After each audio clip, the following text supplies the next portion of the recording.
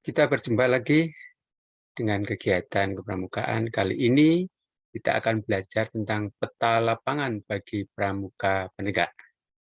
Baik, langsung saja kita akan belajar bagaimana seorang pramuka penegak mampu membuat peta lapangan yang pembuatan ini salah satu fungsinya adalah untuk mengetahui seberapa luas lapangan yang akan digunakan oleh para pramuka.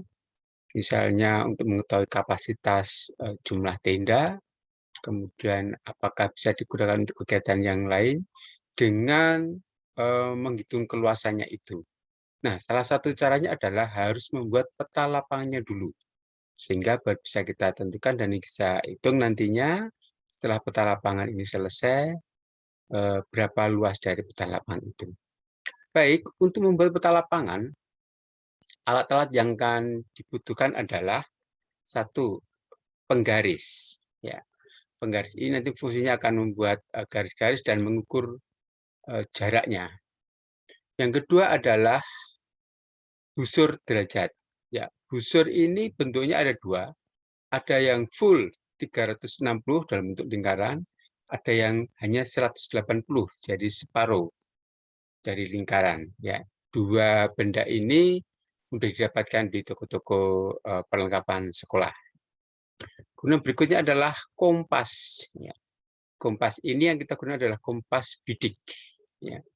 Jadi dinamakan kompas bidik karena di dalamnya ada beberapa bagian yang membuat kompas ini disebut kompas bidik. Yang pertama ada tutup dial, ada visirnya, ada dialnya itu sendiri, kemudian jarum penunjuk, kaca pembesar, dan alat penggantung. Ya. Jadi ada satu besi yang itu bisa dipegang untuk digantungkan dengan tali.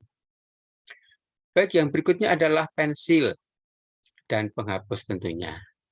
Ini tidak harus ada. Kalau seandainya tidak ada pensil, ya pakai pulpen pun juga boleh. Hanya resikonya kalau pulpen nanti tidak bisa dihapus, harus dengan alat penghapus tip X ya. Tapi kalau pensil mudah. Dan ini adalah meteran. Ini nanti gunanya untuk mengukur jarak yang di lapangan sebenarnya dari satu titik ke titik yang lain menggunakan meteran. Tidak mungkin menggunakan penggaris karena kurang besar ya, atau kurang panjang. Dan yang terakhir adalah hardboard, saya menyebutnya, atau alas, papan alas untuk menulis. Yang nanti akan dijepitkan di sini lembar kerjanya atau kertas kerjanya. Demikian tadi itu adalah untuk alat-alatnya. Mari kita mulai belajar. Pada tayangan sudah kakak kirimkan, ini adalah contoh sebuah peta yang ada di lapangan atau sebuah lapangan ya. Nah, untuk membuat atau menggambar peta lapangan ada beberapa langkah yang harus diperhatikan. Ketika kita sudah mengetahui lapangannya bentuknya seperti ini, kita akan menentukan titik bidiknya di pinggir-pinggir lapangan itu. Titik bidik di pinggir-pinggir lapangan. Ya, sebagai contoh ini misalnya, lapangan itu kita tentukan ada 5 titik. Penentuan titik ini tergantung jumlah sudut yang ada. Ya. Atau bentuknya seperti apa, jadi ada untuk memudahkan kita bagaimana kalau mengukur seperti yang akan kita lakukan nanti. Ya, jadi ini contohnya kita buat menjadi 5 titik. Ya, kita tentukan saja ya di situ. Nah, setelah kita sudah menentukan titik-titiknya, kita akan membuat data. Untuk peta lapangan ini kita ada 2 data. Jadi data yang pertama adalah dengan cara satu, membidik dan dihitung jarak dari titik A ke B. Nah, dari titik A ke titik B, kita bidik dengan menggunakan kompas. Ya, kemudian setelah dibidik, kita hitung jaraknya dari titik A ke B dengan meteran yang tadi. Ya, meteran tentunya meterannya yang panjang, yang lebih dari 10 meter. Ya. Nah, kalau sudah itu, kemudian kita berikutnya adalah membidik dari A ke C. Dari titik A ke titik C, kemudian dari titik A ke titik D, dan dari titik A ke titik E. Demikian ya. Jadi data pertama adalah bidik dan hitung jarak dari titik A ke B. Nah, setelah dibidik kemudian dihitung jaraknya. Setelah itu kita bidik dari A ke C, A ke D, dan A ke E. A ke C, A, D, A, E ini tidak perlu mengukur jaraknya. Jadi jarak hanya kita ukur pada tahap yang pertama saja, yaitu dari A ke B. Baik, itu data pertama. Nah, data yang kedua akan kita dapatkan dari hasil bidikan dari B ke C. B ke C. Kemudian dari B ke D. Dan B ke E. Bila perlu, B ke A. Ya. Ini adalah data yang kedua. Paham ya? Oke, berikutnya. Nah, ini adalah hasil bidikan dari data yang pertama dan data yang kedua. Dari data yang pertama, A ke B dengan besar 80 derajat. Besaran derajatnya dengan jarak 55 meter. Ini setelah dibidik dengan kompas, kemudian ketemu 80 derajat, kemudian dari ukur dari A ke B itu ternyata ketemu 55 meter. Kemudian dari A ke C itu 100 derajat, A ke D 115 derajat, A ke E 160 derajat. Itu data yang pertama. Sedangkan data yang kedua adalah dari B ke C sebesar 145 derajat, B ke D 170 derajat, B ke E 240 derajat, dan B ke A 260 derajat. Nah, setelah data pertama dan kedua sudah kita dapatkan, kita akan memulai menggambarnya. Tentu sebelum menggambar kita harus menentukan dulu perbandingannya. Perbandingan skala perbandingannya. Kita contohkan 1:1000. Artinya 1 cm di dalam gambar sebenarnya adalah 1000 cm di kenyataan. 1 cm di dalam gambar ini mewakili 1000 cm di kenyataannya. Maka perbandingan adalah 1:1000.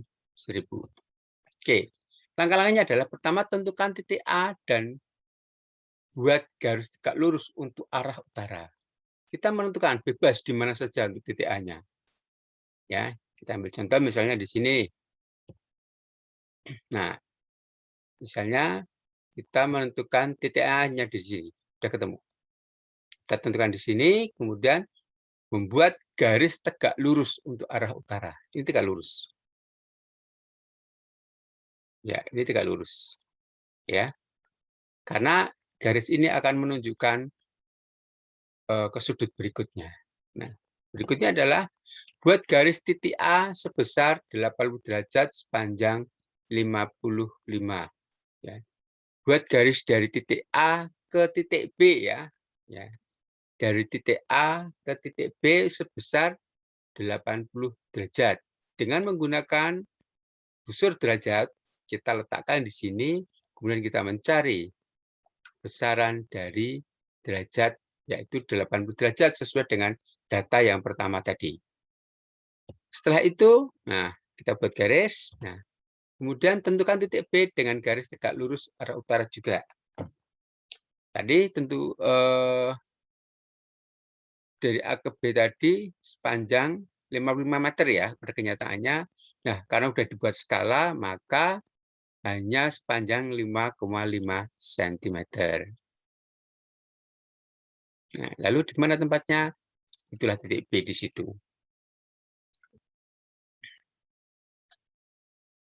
Oke, ketemu ya. Sudah. Nah, titik B ada di situ sebenarnya. Kemudian kita lanjutkan lagi. Sudah dibuat garis tegak lurus. Kemudian buat pula garis dari A ke C, A ke D, dan A ke E sesuai dengan hasil bidikan. Ya. Nah, ini dia. A ke C, A ke D, A ke E. Ya. Lalu titiknya ada di mana? Itu nanti. Ya. Buat garis dulu saja. Kalau garis sudah dilakukan, kita akan mengikuti langkah berikutnya, yaitu dengan membuat gambar di data yang kedua. Jadi kan data pertama. Ya, data yang kedua, kita akan membuat garis dari titik B ke C sebesar 145 derajat sesuai dengan data yang kita dapatkan di awal tadi. Ya, kita buat garis sebesar 145 derajat. Dari mana 145? Dari titik B.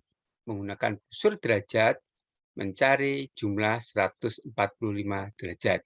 Nanti akan ketemu. Ya. Berikutnya, buat garis dari B ke D. B ke D. Nah, seperti itu. Dengan besar 170. Dan dari titik B ke S besar 240. Kita buat garis. Oke, ya. Nah, kemudian buatlah garis dari titik B ke A sebesar 260. Ini sama, ya, sesuai dengan data yang tadi. Kalau sudah begini, baru kita akan melangkah berikutnya, berikan tanda pada perpotongan garis. Ya. Jadi perpotongan misalnya dari A ke AB dan AC. AB dan BC misalnya. Ya, nanti akan ketemu. Nah, nanti kita akan melihat perpotongan-perpotongan itu di sini. Ini perpotongannya, ya. Ini perpotongannya, ini perpotongannya. Kita lihat. Nah, ya kan? Di situ. Itu adalah perpotongan dari kedua garis berdasarkan data yang kita dapatkan, kita olah yang pertama dan kedua tadi. Oke. Hasil perpotongan dari garis A, C, dan BC adalah titik C ya sebenarnya. Hasil perpotongan garis dari AD dan BD adalah titik D, dan hasil perpotongan garis AE dan BE adalah titik E yang sebenarnya. Kemudian tiap titik dihubungkan dengan garis, jadilah peta lapangan. Kita lihat, nah ini dia. Dari perpotongan-perpotongan tadi, kemudian kita hubung-hubungkan, maka inilah bentuk peta lapangan yang sudah jadi di dalam kertas. Jadi kakak-kakak bisa menggambar nanti sesuai dengan yang saya contohkan sebagai berikut.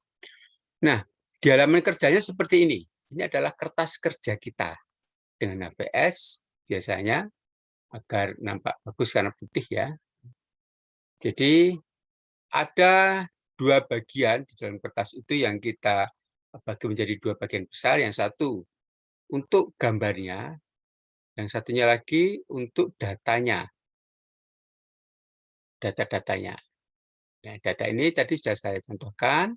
Ini data yang pertama dari A ke B, A ke C, A ke D, A ke E. Ini hasil bidikannya, kemudian ini jaraknya. Ingat tadi yang diukur hanya dari A ke B saja. Yang lain tidak diukur. Data yang kedua dari BC, BD, BE. Ingat, hanya hasil bidikan saja. Jangan lupa, skala kita tuliskan, contohnya 1:1000. Ini ya. Di kolom keterangan ada dibuat oleh siapa, sangga perintis atau nama orang. Pilih. Lokasinya ada di mana dan tanggal berapa pembuat tanda tangan. Demikian Kak, untuk peta lapangan golongan penegak, kira-kira yang sangat sedikit ini bisa membantu Anda semuanya di dalam membuat kegiatan lapangan. Untuk tugas kelompok, nanti silakan melihat di GC yang sudah dikirimkan oleh panitia. Nah, saya rasa yang singkat ini mudah-mudahan dapat dimengerti oleh para peserta semuanya. Kalau ada kesulitan, boleh bertanya kepada para pelatih yang mengampu. Terima kasih. Salam Pramuka.